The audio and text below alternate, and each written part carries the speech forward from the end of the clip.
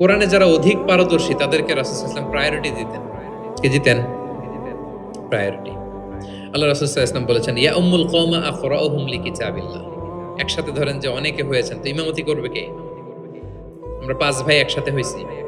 নামাজের সময় হইছে। ইমামতি কে করবে? যে কোরআন ভালো জানে। আকরাউহুম লিকিতাবিল্লাহ। আল্লাহর কিতাব যে বেশি জানে, বেশি ব্যাখ্যা জানে, বেশি মুখস্থ সে। আচ্ছা, ওয়া ইন কানাত কিরাআতুহুম সাওয়া, যদি তাদের সবার কেরাত সমান হয় তখন রাসূল সাল্লাল্লাহু আলাইহি ওয়াসাল্লাম বললেন ফাইয়া উম্মুহুম আকদামুহুম হিজরাতান। তাহলে যে আগে হিজরত করছে সে, মানে তখন যে আগে হিজরত করেছে তাদের মর্যাদা বেশি ছিল।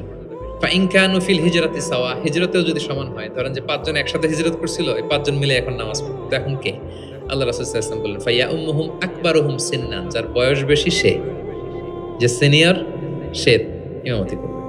তাহলে সবচেয়ে বেশি অগ্রাধিকার কাকে দিলেন? যে কোরআন বেশি জানে। এবং তিনি দোয়া করতেন, আল্লাহ কোরআনকে আমার হৃদয়ের বসন্ত বানিয়ে দেন, আল্লাহ আমার অন্তরের জ্যোতি বানিয়ে দেন, আল্লাহ আমার কষ্ট দূরের কারণ বানিয়ে দেন। এই দোয়াটা মালয়েশিয়াতে তো কুনুতের মধ্যে সবসময় পরে দেখি আমরা।